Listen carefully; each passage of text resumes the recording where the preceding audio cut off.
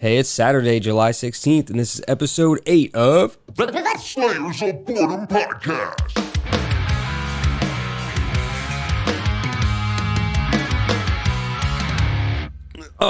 Whoa.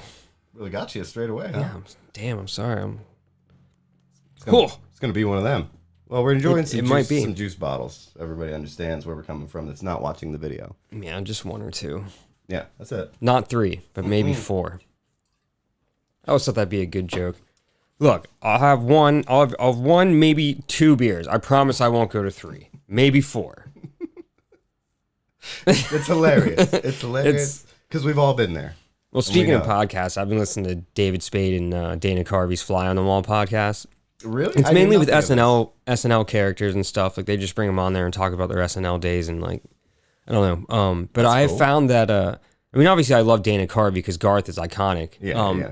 And he does amazing impressions. And I'm not trying to knock the guy or anything, but David Spade, like on a whim, as far as wittiness, is freaking so sharp, dude. He's so much fun. Like, I love Joe Dirt, and he even says he's like, I'm not really much of a character guy. You know what I mean? Right. But I just mean, like, his stand-up, like, he's just funny, dude. He's so quick-witted with shit, and I didn't realize, like, how like, I didn't think I would be laughing as much like a David Spade on that podcast. Not like I didn't like him before, but what's it he's called? surprisingly funny. Fly on the Wall. Fly on the Wall. Yeah, well, dude, they've had freaking Fly on the Wall. Well, yeah, whatever. I mean, they just had Jimmy Fallon. They've had Chris Rock. They had Tom Hanks. Drew Barrymore, like people that have hosted before. You know what I mean? They haven't had Lorne Michaels yet. That'll be cool. Yeah. Jim Downey, he was great. That was one of my favorite ones, actually. Have they had John Mulaney? Yes. No. I think he's hosted it more than they haven't had John Mulaney. I think Drew Barrymore's hosted more than anyone else, or Scarlett Johansson. But either way, fuck all that. Fun facts we don't know. Yeah. What have you been up to, man? You watch anything cool lately, like movies or anything? Well, Finish Stranger Things with your son? No, but we did start, and it seems fantastic. So it's a slow ride. I enjoy it. But no, Greta and I have been watching the Baby. Okay, yeah. Is it use like telekinesis and kill people or something? Yeah. Is it really telekinesis? Well, I kind of guessed. I was just like, how can a baby really kill people? This is going to be... But it's a dark comedy, right? He's like a Final Destination creator. You know what I mean? He's not like, whipping knives across the room, but a series of events happen more than likely because this baby has done things. Or so the baby starts crawling and, somehow knocks over a knife that seems to cut a cable, and then water starts dripping on it, and... Then what? Some like shit like that, you know what I mean? Then the old man will go over to the shelf where the paints are at, and he's just been like playing with them, doing the goo goo gaga stuff. Yeah. So he's like a good dude. And then all of a sudden it's a cutaway, big scene, cut back, blood on the floor. Like, what happened there? But it was an accident. Yeah. And so the baby's just chilling there, like ha ha ha. Yeah. The baby is adorable. Like, it's going to be traumatized as it gets older, folks. Yeah, probably. Seeing all that stuff. But it's a real funny, it's a fun ride because it's not as comedic as you'd think. Yeah. It's like a fun drama. And for me, being not a kid fan, and congratulations that you're about to have your second. Yeah, this is well, it felt good to be represented. It felt good to see some representation of myself on the screen because the main character is not a kid's person, know, and that she's forced this baby upon her. Is pretty much the premise of the show, and it's very fun. I mean, it's only 8 episodes, so it's not a long watch, and I highly recommend it. Well, whenever we get our new cable line buried, maybe we'll watch it. Oh yeah, you don't we do. It's spotty. It's not or shoddy. Shoddy is the word I'm looking for. It's not the best. Can you game? I haven't had time. Okay. I moved in a new house, actually, which is what we're going to talk about today. I've, in case anybody gives a fuck, I've finished Stranger Things. That has been it. I started The Boys. But you loved it. I saw Lightyear, actually, which I actually really did enjoy. Really? I didn't go to the theater and see it. Screw that shit. I'm not putting myself in a freaking sardine can. No, COVID's still going around. But, I found, I saw it. There are ways to see movies that are in theaters without going to the theater. Yeah. It's not that hard. And everything's digital nowadays. I did. I thought it was good. I mean, I think I would like it because we grew up with him. Yeah, Toy Story was dope. I mean, my son loves them, so you know what I mean? Yeah, he kind of fell asleep. He fell asleep towards the end, but it was late because, we lose track of time a lot at my house, especially the new house right now. So we can... Oh, hey, there he is. Oh, the cat has arrived. Yeah, what's up, buddy? Leave abruptly, I'm sure.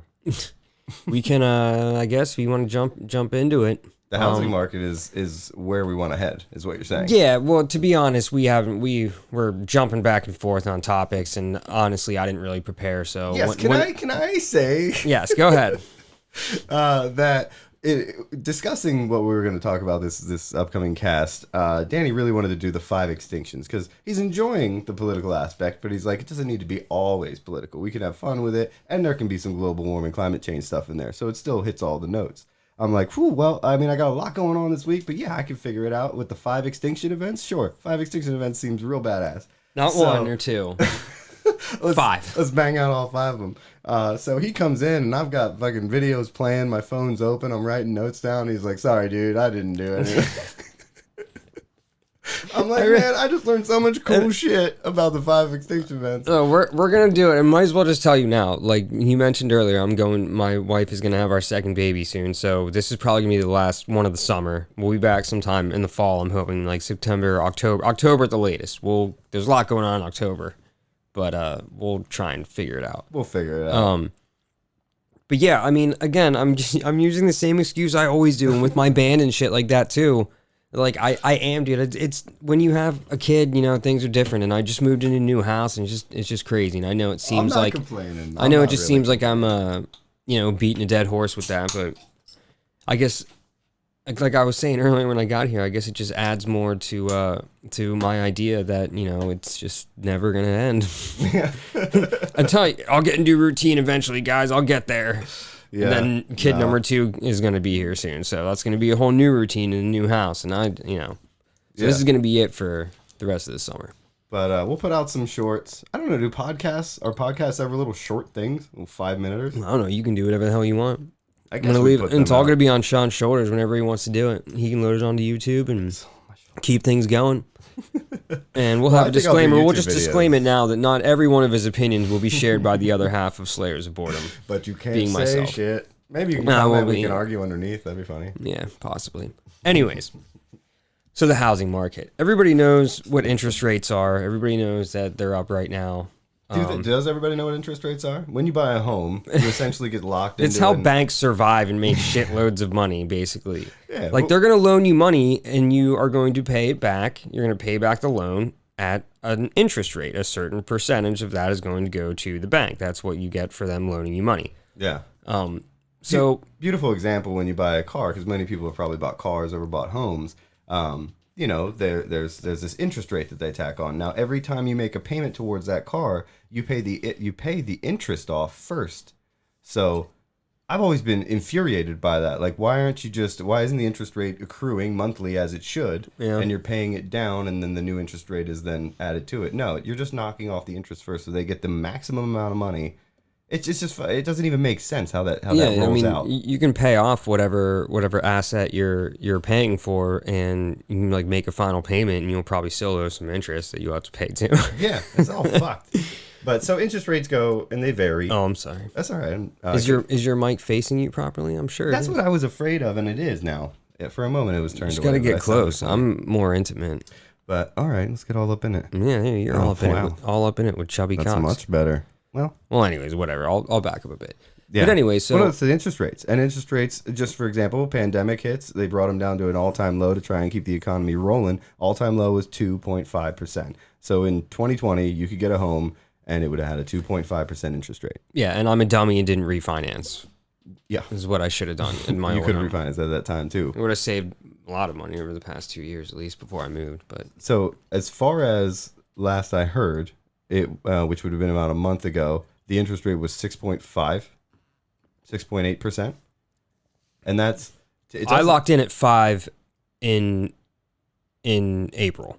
Yeah, 5%. The end of April. That was locked in, and I closed a month later in the end of May. May 23rd is when I closed. And when you're talking about, larger amounts of money over like a car purchase, those percentages matter a lot. Yeah. And it's huge shifts. And so you're going to have... And then...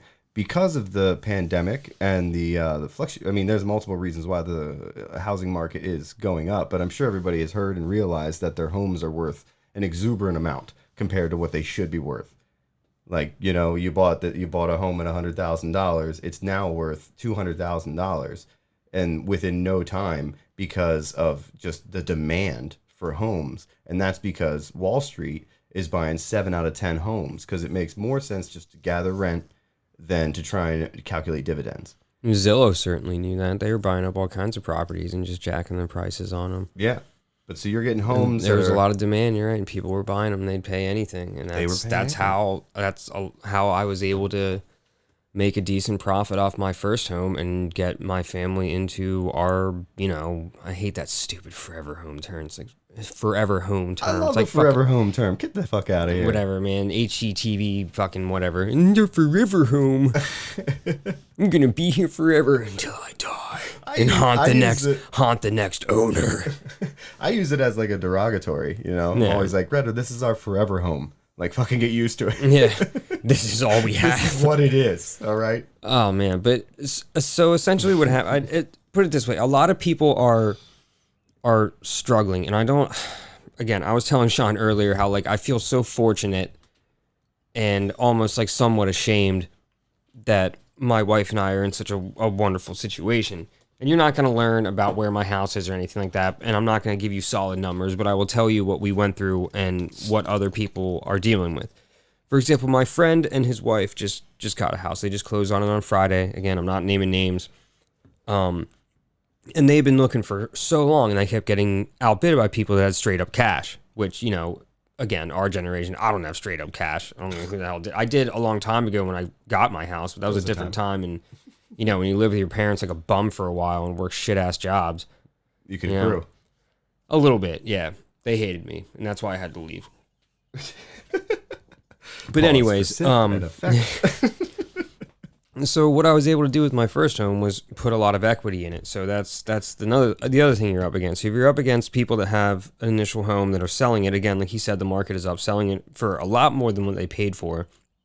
If they have paid down the principal on that house significantly, like my wife and I tried to do in my first home, and like I did initially when I first moved in, you know, you pay more down on the principal, you get more equity in the home, and you know, the less you owe, if you don't, you know, whatever you owe essentially in the end, and then whatever you get for, you know, you split that difference, and that's what you're going to get after you pay, you know, real estate taxes and pay whoever your real estate agent is and all that stuff. So, you know, we lucked out. We were able to put down 20% on the next home so we could avoid PMI, and we're in good shape right now. But wasn't it a bit of a bear to get to that point? Didn't your lady have to strong arm a bit? Yeah. So essentially, excuse me, you know, it was weird. The home that we found was, I mean, so many people wanted it, and it came down to us and another family, and we were just basically, we agreed to pay more of an appraisal cut. And I'll get to that in a moment. But so essentially we got the house, but we were concerned that we were going to have to take a bridge loan from the bank, which essentially just like they're going to loan us the money that we need to reach 20% in our new home while we wait for our current home to be sold. And sense. we were like on the fence just waiting. There was a very small window where we were like, are we going to have to accept this bridge loan and start paying it back at a certain interest rate? You know what I mean? Yeah. Or are we going to be able to close on our house in the same day with another buyer, so that way we just take the equity we have, the profit from it, and just make that our 20% down? Yeah. So that was the anxiety driving part of it, and luckily we were able to sell it in the end. But we didn't have a lot of people coming through our house, and everybody's telling us, like, you know, the market's crazy. Everybody wants a home right now. You're going to have so many people, like, we had maybe 25 showings, and nobody wanted it. And we were like, what the hell? And we lived in a really nice Cape Cod. It was a great home. Yeah, I did my best to take care of it. It was perfect. It was just me when I was, you know, single when I first moved into it, and then when we had my kid, it was perfect for the three of us, but obviously we had to branch out a little bit. So eventually we did have a buyer, and at that point, we feel that we attracted him because we lowered the price. At the advice of my real estate agent, he's like, look, you know, there can be negotiations moving forward, and he was right. So we lowered the price a certain amount, actually 10 grand less than our initial asking price. And then we got an offer. And sorry. I need to gather my thoughts because it's just, this next part's just hilarious. So we got an offer at that, and I'm like, all right, cool, finally, awesome. We sold the house. We're not making that much anymore, so we lowered, the price, but whatever, we're good, Yeah. So we don't have as much profit moving into the new home, whatever. And my real estate agent comes back to me, and he's like, well, I mean, basically, we can just reject their offer. I'm like, but they just offered to buy the house, and he's like, well, yeah, but I mean, this is where it gets fun. And I'm like, what are you talking about? And all of a sudden, we get some communication from the buyer's real estate agent, and he's like, well, you didn't accept our offer. So my when the person being my client wants to know what it's going to take. And I was like, all right, well, let's just go up, like $5,000. And my real estate agent's like, all right, well, let's go up like, $7,500. I'm like, all right, that's cool. And then my wife's like, fuck that. Go back to 10 grand where we were originally asking, 10 grand, like back to where it was. And then as we did, and the guy was just like, bam, sold. Like he agreed to it right away. Like, what's it going to take? And my wife was like, the original asking price. And it worked. It was nice. She's great. So she made us that extra money, which was tits. Yeah, that's awesome. And that's kind of how it went. But anyways, back to the appraisal cuts. And these are another thing that people have to deal with. And I don't blame the sellers of our new home at all. They had the advantage of it, and luckily our house appraised where at the price that we ended up getting it for. The new home that we got appraised for less than what we ended up paying for it, so we had to pay that appraisal cut out of our basically out of our profits. So I mean that sucked, but in the long run, the family, it essentially evened out. Or did you end up taking a hit? Well, no, we didn't take a hit at all. We still made money. We just made less money. Oh, okay. Like, so for example, say you come do a deal where you agree to pay for a house at $100,000, mm-hmm. and that's your max, and you're up against somebody else, and they're like, yeah, I'll go to $100,000 too, and then the real estate agent of the seller is like, okay, well, what if the house does? This is pre-appraisal. Like, what if the house doesn't appraise for $100,000? You know what I mean? The bank's only going to loan you 20% of. You know what I mean? Because we still have to pay a mortgage. We still got a loan for the remaining 80% of what the house is worth. That's what we're paying off, at an interest rate at 5%, unfortunately, whatever. And where we will attempt to pay more on the principal. So the bank only loaned us the 80%. We paid 20% down on what the house was appraised at, and they will only loan us 80% of what the house was appraised at. But we agreed to pay a certain amount more than that.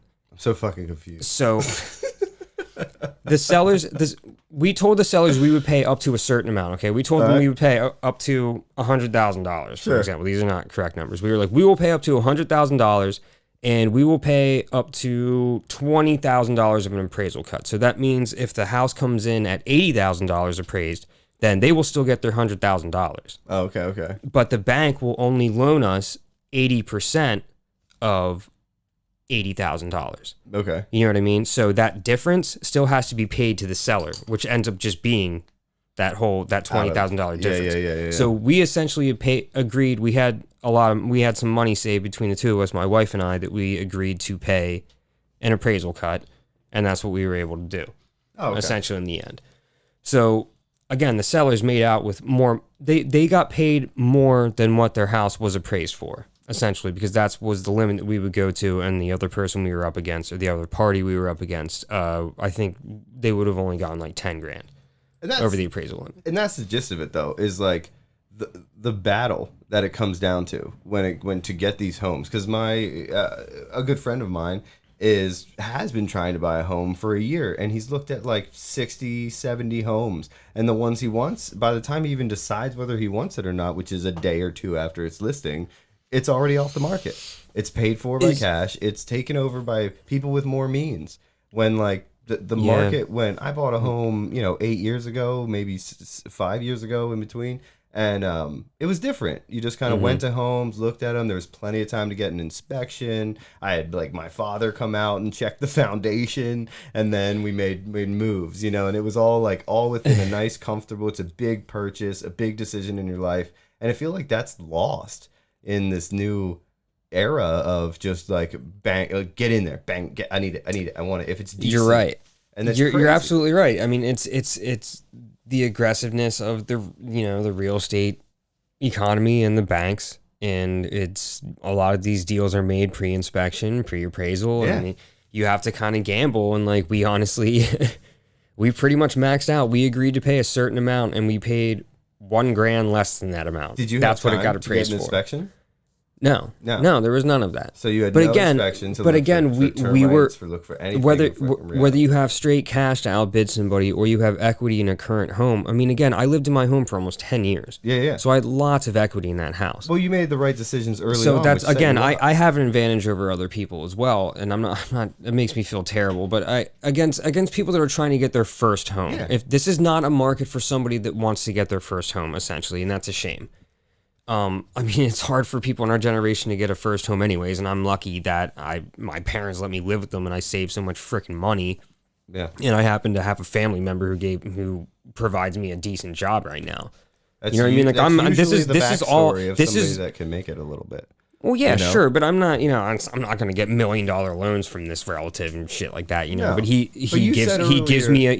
gave me. I have a career now because of this person, and I'm going to acknowledge that. I'm not going to, like, I work at my job. I go and I do my job. I perform. I show up every single freaking day. But I was privileged to have that opportunity, and I'm not going to fucking say I wasn't. And that's what I mean. I know we're getting off topic here, but that's what a lot of people. You said earlier you felt guilty. I am very privileged to be in the house that I have with. Now, my wife is a different example. And I'm not trying to knock her parents. They work their asses off. They own their home and they raise their daughters, you know what I mean, to be responsible with money. My wife has an excellent job and she makes more money than I do. And she has a master's degree. I have an associate's degree.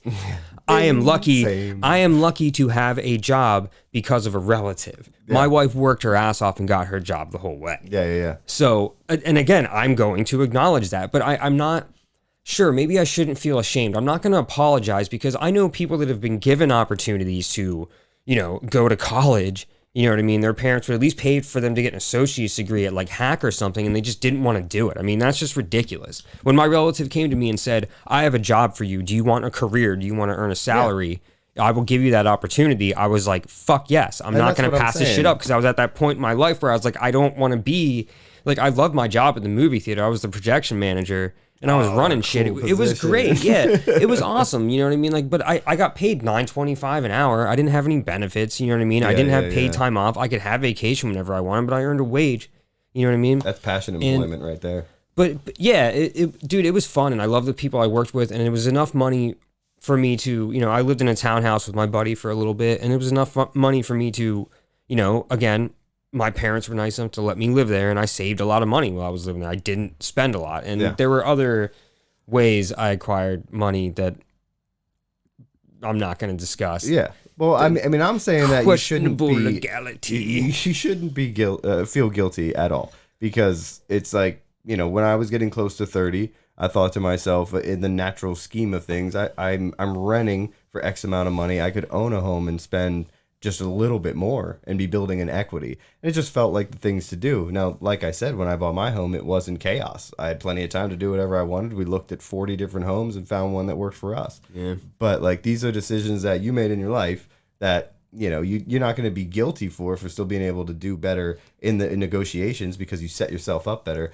But I feel like a lot of the younger coming up people don't even have those opportunities. Now, you don't need to feel guilty there because it's not your fault. Well, that's where I try and justify it is like I just said, like I was provided an opportunity and I took it, and that was the right thing to do. Like was I privileged to have that opportunity? Yes. Was I lucky to have that opportunity? Yes. Did I make that choice to be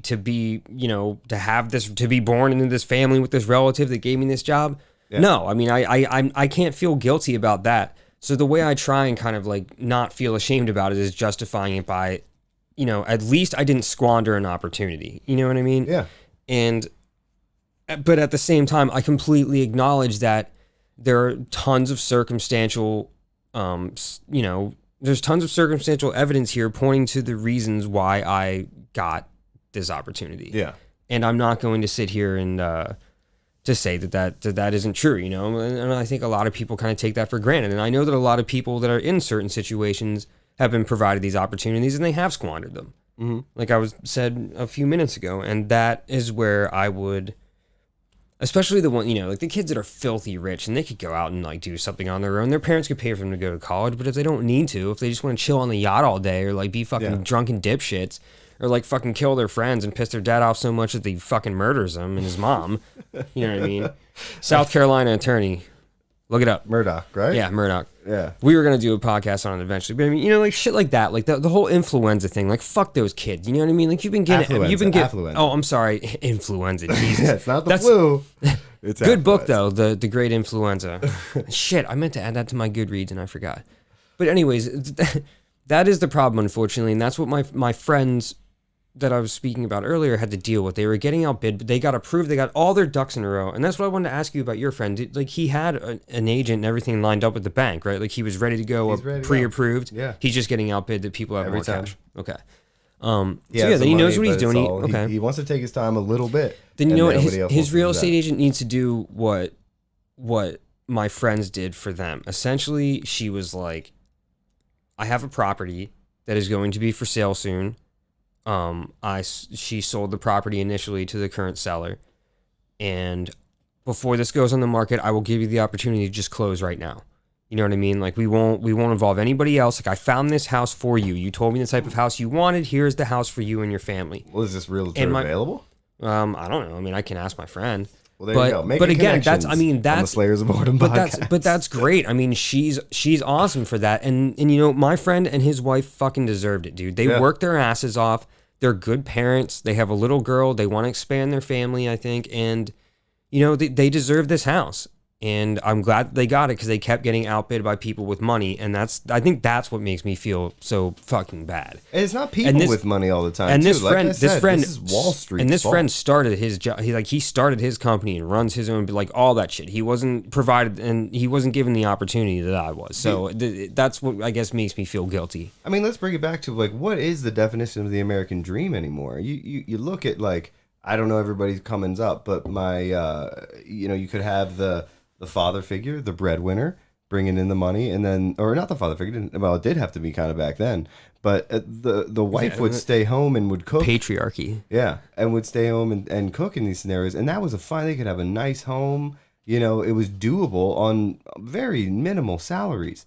Now, you're working 40 hours a week and hoping to be in the 20s to get by, you know, and that's like, if you have kids... Right. It's crazy how much times has changed, and yet we just accept these things and roll with it. And like, you know, we complain about interest rates and this and that, but like the world around us is changing so rapidly. You think most people are going to $15 an hour as minimum wage, but I don't think even every state's done that yet. I mean, $7.25. Could you imagine making $7.25 an hour? A meal costs $38. I don't know this for sure, but I'm sure it's in the states that restrict abortion. Yeah, I'm sure of that. One of these, we have to do a deep dive into Reaganomics, one of these podcasts, because that is what really, really, I think that's where the slippery slope started as far as this huge wealth gap.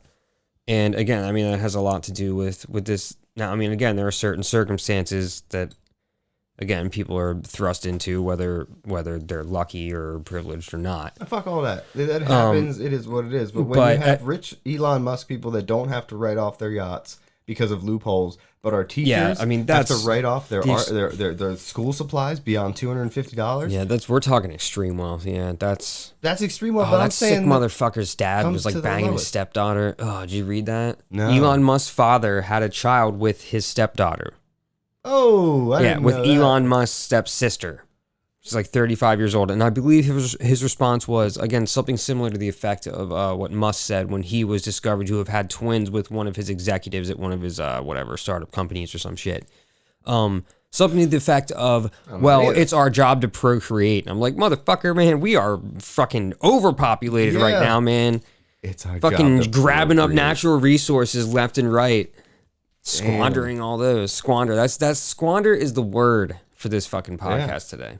Well, and I don't like the idea that the one piloting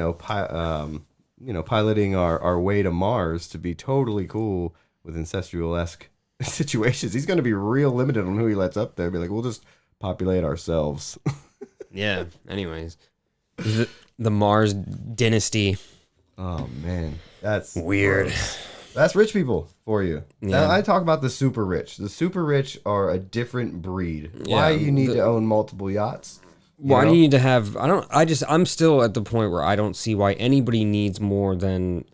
I mean, God, even hundreds of millions makes me feel like kind of. Yeah. Then again, shit. If somebody gave me $100 million, I would like to think that I would make sure my family was secured. Then I would do good with the rest. But of course you would. I think I would. You would help friends. I want rooftop gardens in Harrisburg, folks. Yeah. If you ever want to contribute to us and make this podcast some philanthropic endeavor, let's start some rooftop gardens in Harrisburg and make them accessible to everybody. You know what I mean? And we'll have just people that just want to work, nonprofits. Yeah. To me, it's a genius plan. And you can take some of the abandoned buildings and knock out everything that's not support driven and make them just like an elevator of gardening that people can just come up and take whatever they want for the community. Yeah. The community could work in there doing all the gardening, giving some jobs, and then providing free food for the community. Because in lesser income communities, it's a lot easier to get real shitty food that just makes you sick and lethargic, when if you could get some kind of fresh towards it, it would be much better. But that's neither here nor there. Yeah. Essentially, the housing market, it's rough unless you have unless you have that starter home that you have equity in and you can use that to, put down whatever you need to get into the new home, or unless you just have straight up cash. I mean, it's going to be rough for you in this market, and that's a fucking shame. And people are waiting. People are waiting for the market to come down, and it's not going to. It's not going to for a while. The Fed's looking at raising in interest rates again, so yeah, it's the only way to combat food, especially, man. The only way food's so much more expensive. Of course, every grocery bill has gone up literally double. It's rough. But when to combat inflation by the government is the only really way to do that is to raise interest rates, which makes people want to buy less. Yeah, that's the point. And so they're making it more difficult for everyone to get everything to try and bring the price down.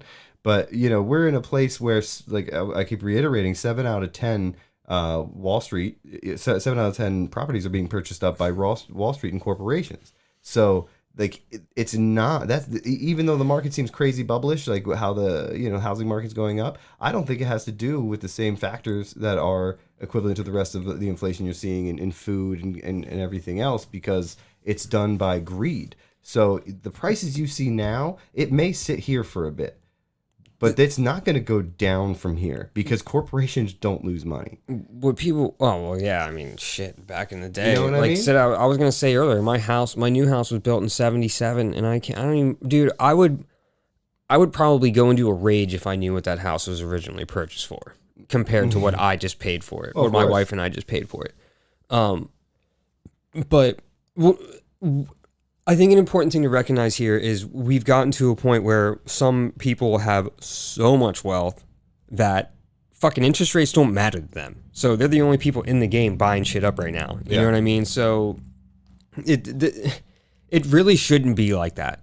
No. You know what I mean? Like the Fed is trying to raise interest rates, like you said, to get people to buy less. I mean, that's who? The dwindling middle class and everybody below that. You know what I mean? It just slowly takes the super rich of the people exactly that can't participate. It just does this. And it's just putting more wealth in the hands of people that have wealth. Yeah. I don't know. Honestly, it's the way it has to go, though. I mean, it's just the way capitalist societies are built. Rampant, unchecked ones. That's those are my two favorite adjectives when I just describe American capitalism: rampant and unchecked. Yeah.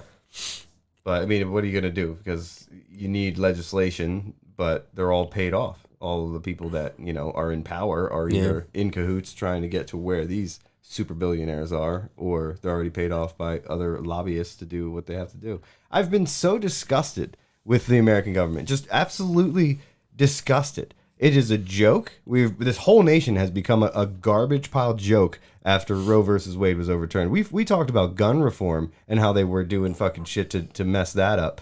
And then this was almost, I mean, we also did a cast on this because it was projected to happen. But I still had a tinge in me that, like, this shouldn't. Like, this can't happen. Yeah. These three justices that came in under the Trump administration are supposed to be above reproach. Yeah. They wouldn't lie under oath during the vetting process. How could they? That that would never happen. I was in the and boat. they fucking did. Surprise, surprise. Jesus. For those of you that think like, oh, well, you know, it doesn't really affect much. It's up to the states now, and that's even better. Well, a 10-year-old girl had to travel to Indianapolis to have her rapist baby aborted. And thankfully, there was, people there that were willing to do it.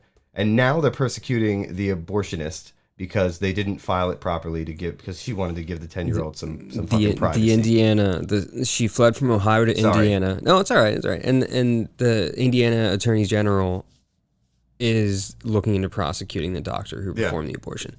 That's real shit. There are bounty hunters. There are bounty hunters that follow women if they're trying to get abortions because of really. Yeah, it's a whole new way to make money off of women is to find out who's making abortions, and if you can turn them in and get them prosecuted, you get paid. This is an insane country that makes no fucking sense. I want to look into that more. That's fucked up. If a fetus is alive inside you, then bring it the fuck out. Let it live. I love that woman. Dead. I give major cheers to that woman in Texas. HOV? Yeah, in the HOV lane. That was great. To anybody who doesn't know, she was driving in the HOV, and I'm sure she was doing it to totally prove a point. I'm sure she wasn't even like late or trying to get somewhere. I think she really wanted to prove a point, and it was brilliant what she did. Yeah. She hopped in the HOV lane. For people who don't know that, that's basically if you're traveling with more than one passenger, that's better for the environment. So you have this lane where you can just use it all to yourself and get there faster.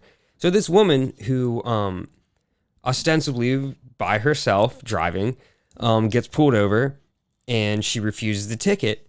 And why did she refuse the ticket? Because she was pregnant. So if that's a life, then she's got two people in the car, right? That's guaranteed. Oh, right yeah. there. I believe her response was, you can't have it both ways. And I was like, fuck yeah. That is brilliant. That is hilarious. And I love it. Yeah. Any pregnant woman is now capable of claiming two in any situation. Yeah.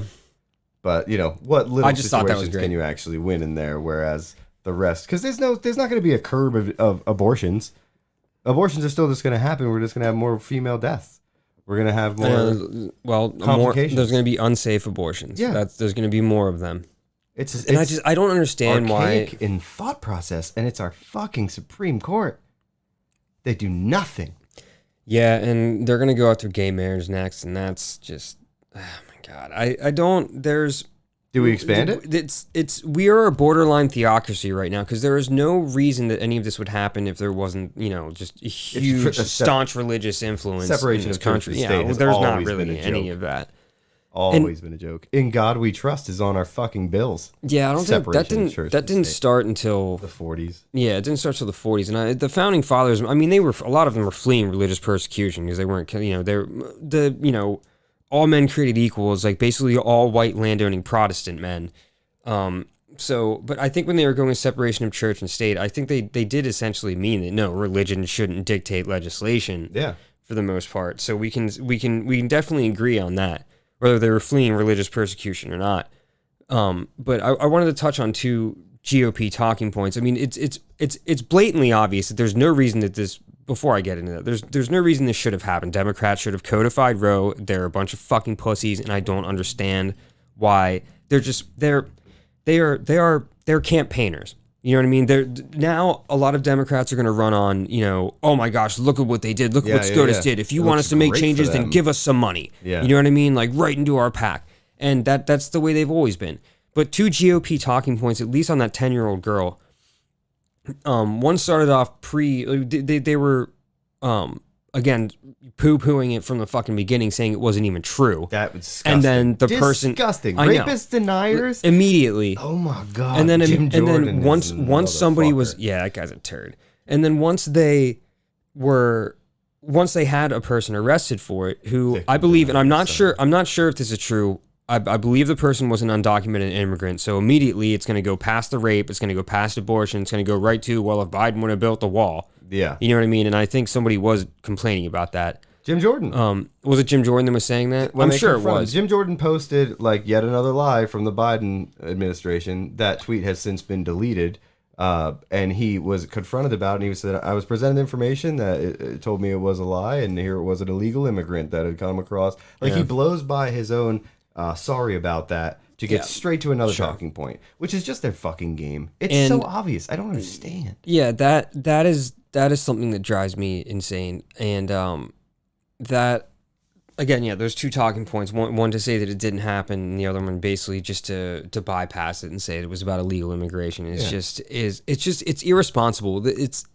And there was also there was another person. It's like I don't know, some Christian assembly for like pro-life or whatever, and she was saying that, well, she was 10 years old, so this wasn't really an abortion. And medical experts were like, well, no, like this is a medical abortion. This is the medical term. It doesn't matter how old someone is. Like, this is what we were trying to say to you. Like, you can't just sit here and say, well, because that's their way of acknowledging that, yes, this was horrible, this had to happen, but this girl didn't actually have an abortion because she's only 10 years old. It's like, no, motherfucker, this woman was raped and had to flee her state to another state and get an abortion from a doctor who is now about possibly going to be prosecuted by the Indiana Attorney General because of this bullshit fucking SCOTUS ruling. Yeah. I mean, it happened. I mean, look how fucking fast it happened. Yeah. And they go to the governor of Ohio, and he blows by it in his little, not apology, but acknowledgement, and strictly goes to praising the police for catching the rapist so quickly. Yeah.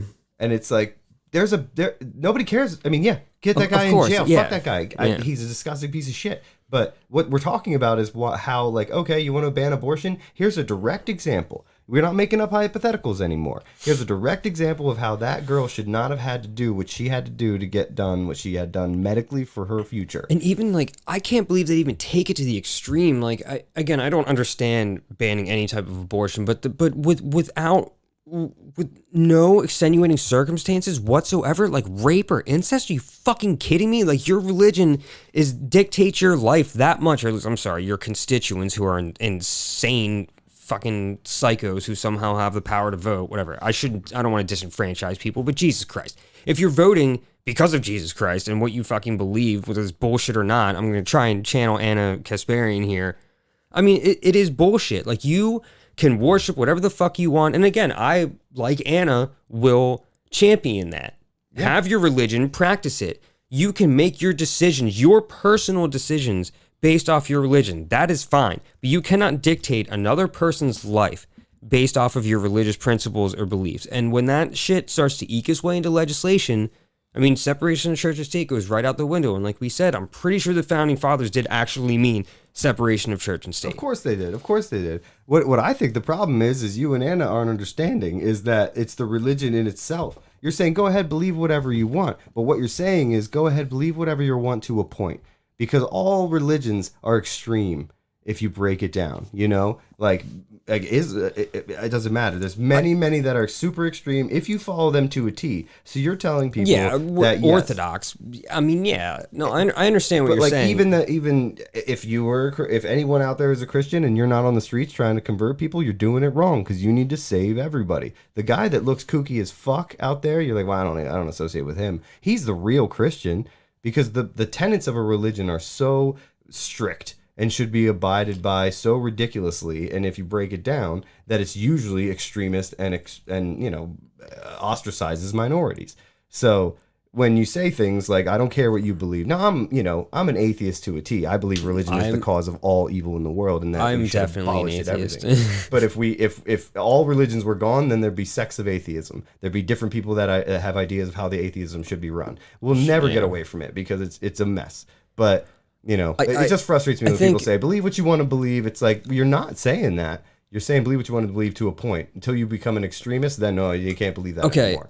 Okay, you're right. That's true. Because again, when you really break it down, I mean, like there's certain. I mean, the Bible, all of the whatever. What do you call them? The manuscripts of each religion have crazy stories in them. You know what I mean? And you're right. If you are going to be like a true pure Christian or Muslim or whatever, you know what I mean? Like, and abiding by everything, like the way it's written down, like taking things literally instead of interpreting it the way you want, which again is kind of like a different like evil, then yeah, it would be insane, especially for these times.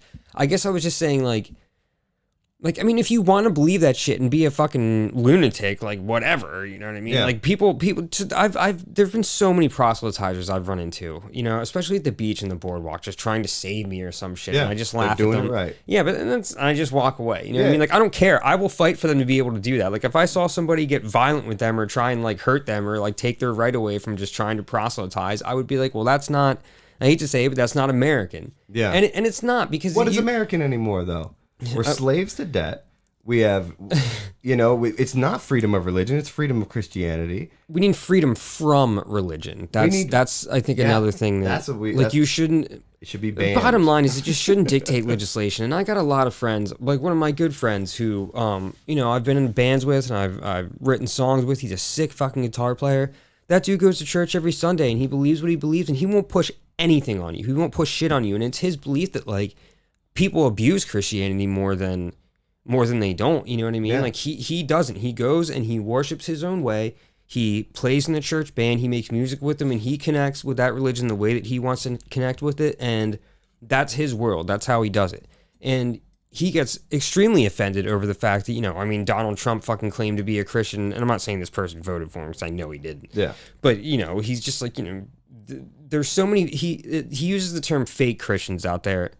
And he is a Christian man. He considers himself one, and I respect that. And he's right. There are fake Christians out there. There are people that, he's what I call a golden rule Christian. He will treat you the way that he wants to be treated, and that will be that. And I respect that. You know what I mean? Yeah. And his beliefs are private. They're maybe public at church or whatever. But he won't. If you don't want to talk about it, he won't talk to you about it. He won't try and save you. He won't tell you what he thinks you need to do. Okay. You know what I mean? So He's a if really you good mean- friend of mine. And I guess maybe what I was saying, I would fight for you, for your, like Anna said, I would fight for your right to be able to live that type of life. I guess that those were the type of people I was thinking of. Yeah. You know what I mean? But I completely understand. You're right. I don't.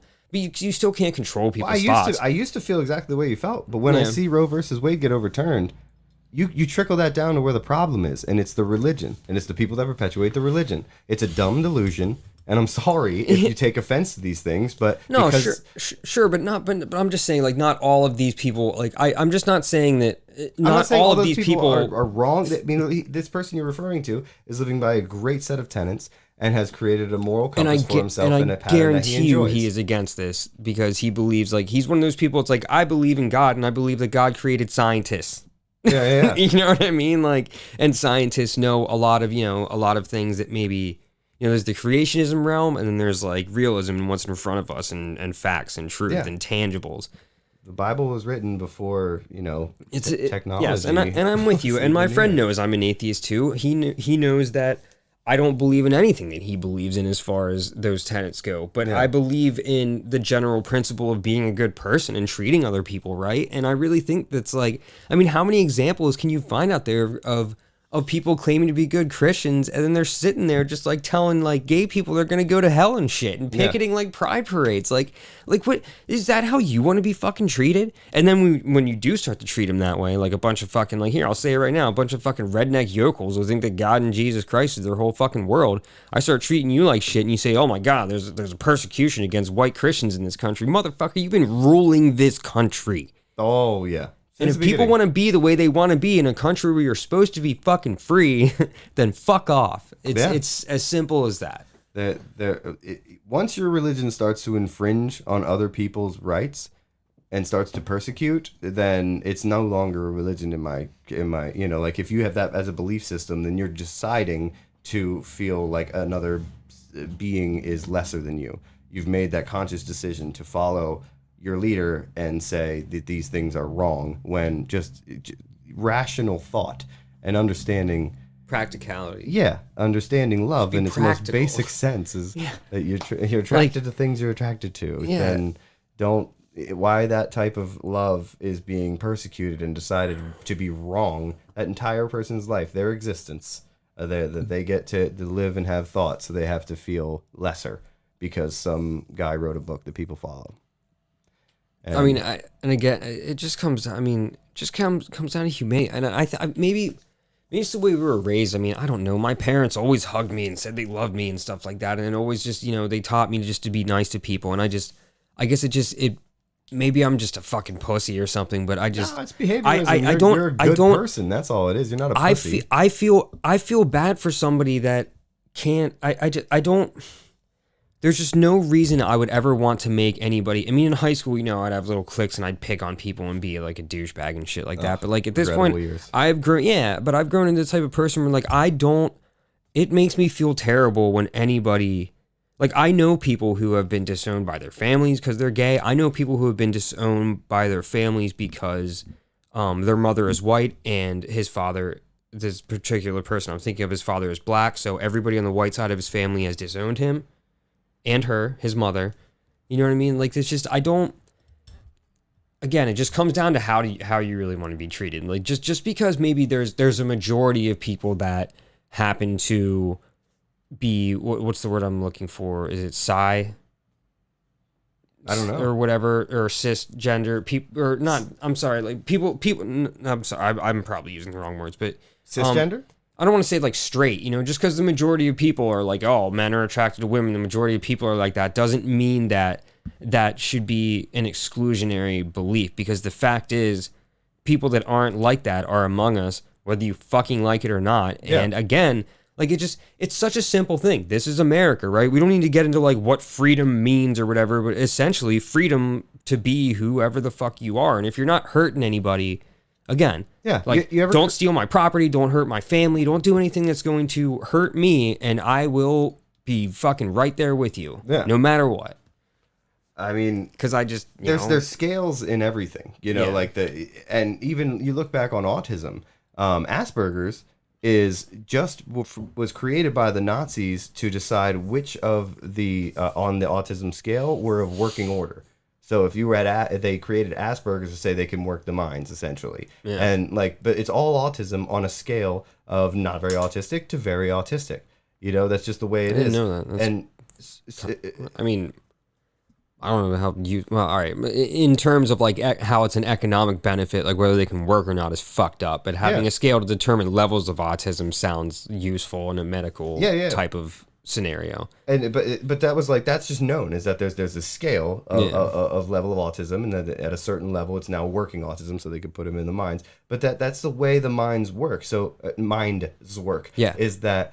It's with sexuality as well. Was I totally misinterpreting that? I'm sorry. I thought you were saying minds, like work them in the minds. I was, but then I tried to transition and I said minds again. Gotcha. I fucked it up. That was good flow. I'm sorry, Sean. It's okay. I'm sorry, listeners, the few of you. But in the minds, there's a sexual scale as well. The extreme heterosexual to the extreme not even asexual.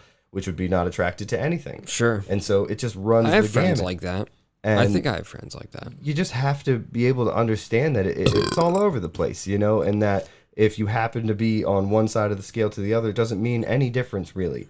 Like, be happy, be you, do you, seems like one of the most, within reason. There's age limits and times when people aren't fully developed, but you should be able to love who you want in your adult years and not be persecuted for it anymore in this world. It's painfully obvious through science that we are beyond the idea that there's some kind of sinful action happening that's like a learned behavior, or it's you're gonna have heterosexual children or cisgender children coming from two homosexual parents. And that's not gonna even piss off the homosexual parents or anything. It's just the natural because way they of have children. They just love their children no matter what. That's another thing I just can't wrap my fucking head around, being a father. Like, there is no fucking way in hell that I could not love my son, however he turns out, gay or straight or whatever. There's no way in hell. There just isn't. I don't.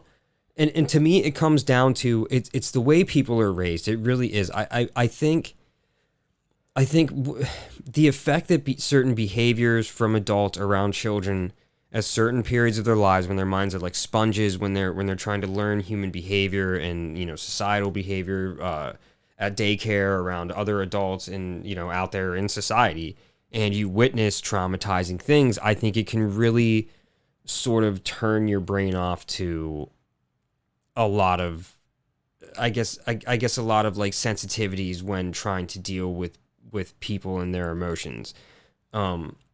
like, again, my parents always just surrounded me with love all the time, and that's all I know. It's behavior. You know what I mean? And I feel like if you're somebody who was growing up like seeing violence or you know, having things drilled into your head, like, you know, homosexuality is a sin, or like, you know, like certain Christian beliefs that we were just talking about. I guess I'm just saying I can understand how you become a product of that environment. Oh, for sure. And it's full so subscription to behaviorism. how do you break through something like that? How do you break through something that is just ingrained in people from the very start, from the time they're kids? Like, this is what my parents always taught me. This is all I know. And how do you get past that myopic? At some point, you gotta say goodbye to the adult mind. Like, once the mind is set in its behaviors, it needs to make it a conscious decision to want to change those behaviors. Yeah. Whereas what we could do, or what as a society could do, is set up families to be better for the kids coming up. You know, it's not like leave these Education systems too. Education just systems, trying but at least because daycare for lower income areas. Yeah, I know. Would be huge. Cheaper daycare too. I mean, again, universal would make perfect sense, but you know, it is what it is. But a way for every kid to have a nice like baseline, religion free, education full, STEM. You know, like my son goes to a church daycare, but it is what it is. They basically sing songs. Yeah. Other than that, I mean, they just play with blocks and stuff and do activities and, you know, whatever. We need to. There should be more options, but that's what we have. You know what I mean? And daycare should be like for everything, because we've been talking about, it's behaviorism, and it's from day one when kids are sponges, and if their family, even if it's just a pair of parents that have two taxing jobs that require them to be a little bit more on edge at night. No, the kid is going to grow up thinking that's normal all the time, and that's like, well, that's what I'm going to expect, and then they're fine with it, and they're on edge all the time, and anxiety boosts even more every generation. Yeah, that's interesting. Studying like economic anxieties that sort of are like the children experience economic anxieties like vicariously through their parents. They do, and how that'd be an interesting study, and how they adopt those mindsets as they get older. Yeah. Yeah, sure, man. I could see that. I mean, again, that's capitalism. Fuck. Yeah. Our friend Jordan would. Oh my God, he would know that dude. That dude knows what's up when it comes to like capitalism taking advantage of people. Well, I'm not saying he's a proponent of it. I'm saying that he understands a lot of it and like the nitty gritty. Well, I'll say this because we're rounding out close to an hour. We'll wrap it up here. That the next one we do together, let's do a Reaganomics deep dive.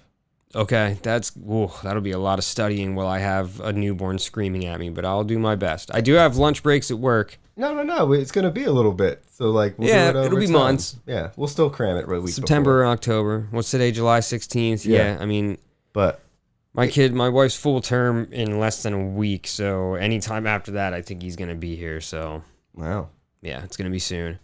Well, and then by the time probably. I mean, we're going to a wedding at the end of October, so I got to have shit good to go by then. So, well, hopefully sometime in October. We'll make some time, but that'll be the next one. We'll try and do Reaganomics, do some deep dive on that. I'd like to do the economics of things. And Sean will do some little tidbits here and there. Yeah, I'm going to try and stay current with a lot of the natural disasters happening around the world that people aren't aware of. And disclaimer, not all viewpoints held by Sean are held by me. Yeah, what he's saying is that like he's not always correct, but we get it. All right, well, shit, episode 8. It's been fun. I got to go home and work on my house some more and see my family and my wife. Oh, enjoy. My wife. I've got to take a piss, so press that button for that tune. Yeah. Slayers of Boredom Podcast. Got to yell about Biden. Oh, fuck that guy. Yeah. Don't fist bump murderers. I bet that was a really good ending.